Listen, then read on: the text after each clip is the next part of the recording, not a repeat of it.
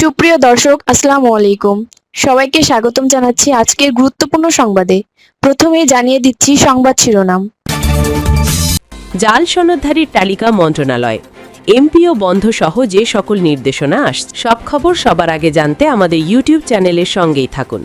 ভিডিওগুলো মিস করতে না চাইলে এখনই আমাদের ইউটিউব চ্যানেল সাবস্ক্রাইব করুন এবং বেল বাটন ক্লিক করুন। বেল বাটন ক্লিক করার ফলে আপনার স্মার্টফোন বা কম্পিউটারে স্বয়ংক্রিয়ভাবে ভিডিওগুলোর নোটিফিকেশন পৌঁছে যাবে। এখন চলুন বিস্তারিত দেখা যাক। জাল সনদধারীর তালিকা মন্ত্রণালয়, এমপিও বন্ধ সহ যে সকল নির্দেশনা আসছে। বেসরকারি স্কুল কলেজে কর্মরত প্রায় 500 জন জাল সনদধারী শিক্ষক কর্মচারীর একটি বিস্তারিত তালিকা শিক্ষা মন্ত্রণালয়ের মাধ্যমিক এবং উচ্চশিক্ষা বিভাগে পাঠানো হয়েছে। এই তালিকায় অন্তর্ভুক্ত ব্যক্তিদের বিরুদ্ধে কঠোর ব্যবস্থা নেওয়ার প্রস্তুতি চলছে। এর মধ্যে রয়েছে তাদের মান্থলি পেমেন্ট অর্ডার এমপিও সুবিধা বন্ধ করা, তাদের বিরুদ্ধে ফৌজদারি মামলা দায়ের করা এবং এতদিন ধরে বেতন ভাতা হিসেবে সরকারের কাছ থেকে গ্রহণ করা অর্থ ফেরত দেওয়ার নির্দেশনা জারি করা। এসব পদক্ষেপ বাস্তবায়নের দায়িত্ব দেওয়া হতে যাচ্ছে মাধ্যমিক এবং উচ্চশিক্ষা অধিদপ্তর মাউসিকে। ডিআইএ অর্থাৎ পরিদর্শন এবং নিরীক্ষা অধিদপ্তর সূত্রে জানা গেছে, শিক্ষা মন্ত্রণালয়ে পাঠানো তালিকায় মোট 447 জন শিক্ষক কর্মচারীর তথ্য অন্তর্ভুক্ত রয়েছে। এর মধ্যে 194 জন শিক্ষক বেসরকারি শিক্ষক নিবন্ধন ও প্রত্যয়ন কর্তৃপক্ষের এনটিআরসিএ এর সনদ জাল করে চাকরি নিয়েছেন। এছাড়া 229 জন ব্যক্তি কম্পিউটার প্রশিক্ষণের সনদ জাল করে নিয়োগ পেয়েছেন।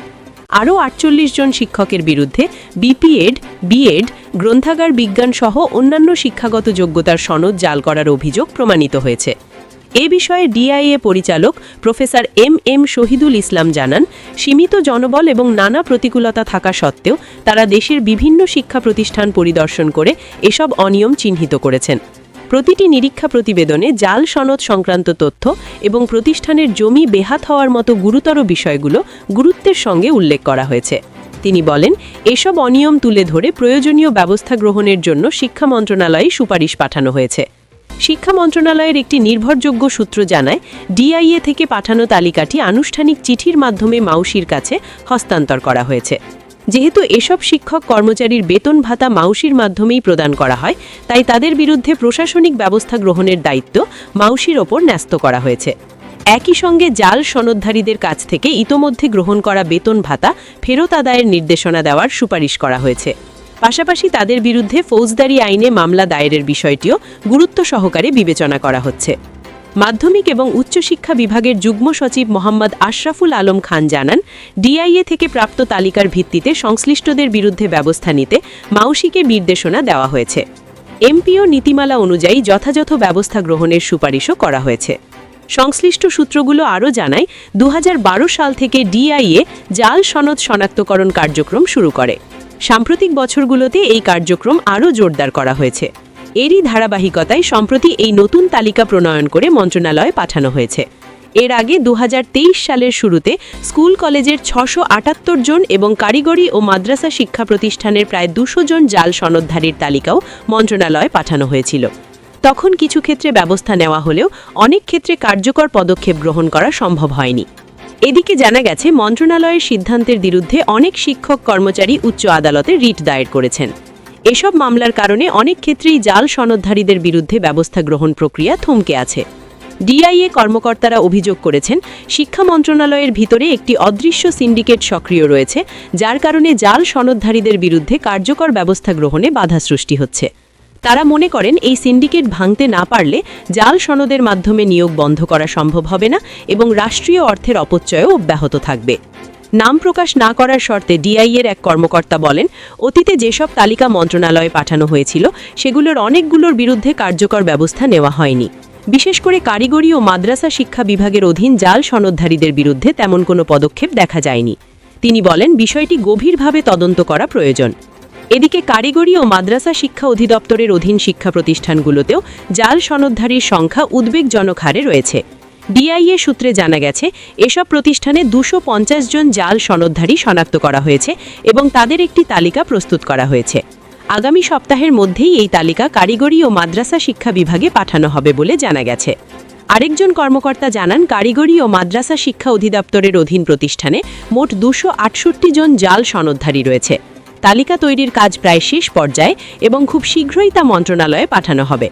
ডিআই এর পরিদর্শন কার্যক্রমে দেখা গেছে গত 2021-22 অর্থবছর থেকে 2025-26 ফেব্রুয়ারি পর্যন্ত সারা দেশের 7,382টি শিক্ষা প্রতিষ্ঠান পরিদর্শন করে মোট 739 জন জাল সনদধারী শনাক্ত করা হয়েছে। এসব ব্যক্তির কাছ থেকে সরকারের পাওনা দাঁড়িয়েছে প্রায় 534 কোটি টাকা। তথ্য অনুযায়ী এই 5 বছরে ডিআইএ মোট 8,018টি প্রতিবেদন শিক্ষা মন্ত্রণালয়ে জমা দিয়েছে। এর মধ্যে 2021-22 থেকে 2024-25 অর্থ বছরের মধ্যে 7,098টি প্রতিবেদন পাঠানো হয়েছে। চলতি অর্থবছরের প্রথম 8 মাসেই আরও 736টি প্রতিষ্ঠান পরিদর্শন করে 1,082টি প্রতিবেদন জমা দেওয়া হয়েছে।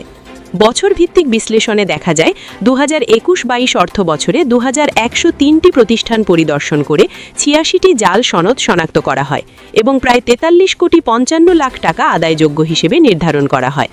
পরবর্তী 2022-23 অর্থ বছরে জাল সনদের সংখ্যা বেড়ে দাঁড়ায় 127টিতে এবং আদায়যোগ্য অর্থ বৃদ্ধি পেয়ে 96,49 লাখ টাকায় পৌঁছে। ওই বছর 2,229টি প্রতিষ্ঠান পরিদর্শন করা হলেও প্রতিবেদন কমে দাঁড়ায় 1,349টিতে। 2023-24 অর্থ বছরে সর্বোচ্চ 2,358টি প্রতিষ্ঠান পরিদর্শন করে 105টি জাল সনদ শনাক্ত করা হয় এবং প্রায় 83,89 লাখ টাকা আদায়যোগ্য হিসেবে নির্ধারণ করা হয়। 2024 সালের 5 অগস্ট আওয়ামী লীগ সরকারের পতনের পর 2024-25 অর্থ বছরে সবচেয়ে বেশি 2,832টি প্রতিবেদন মন্ত্রণালয়ে পাঠানো হয়, যদিও পরিদর্শনের সংখ্যা তুলনামূলক কম ছিল। ওই বছর সর্বোচ্চ 274টি জাল সনদ শনাক্ত করা হয় এবং প্রায় 195,68 লাখ টাকা আদায়যোগ্য হিসেবে চিহ্নিত করা হয়। চলতি 2025-26 অর্থ বছরের প্রথম 8 মাসেই আরও 147টি জাল সনদ শনাক্ত হওয়ায় মোট সংখ্যা দাঁড়িয়েছে 739-এ। একই সময়ে আদায়যোগ্য অর্থের পরিমাণও বেড়ে দাঁড়িয়েছে প্রায় 534 কোটি টাকায়, যা রাষ্ট্রীয় অর্থ ব্যবস্থাপনায় একটি বড় ধরনের উদ্বেগের কারণ হয়ে উঠেছে।